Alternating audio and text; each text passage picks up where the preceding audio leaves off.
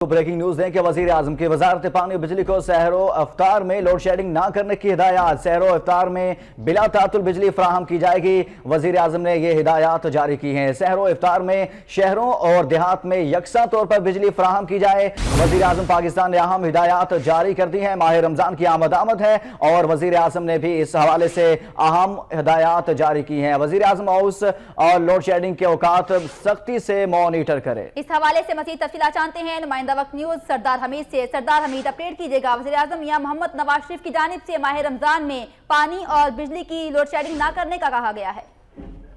जी बिल्कुल, वज़ीर आज़म की जानिब से जो वज़ारत पानी और बिजली को हिदायत जारी की गई है कि सैर और अफ्तार के औकात में लोड शेडिंग बिल्कुल ना की जाए और आवाम को सैर अफ्तार में बिला तातुल बिजली की फराहमी को यकीनी बनाया जाए।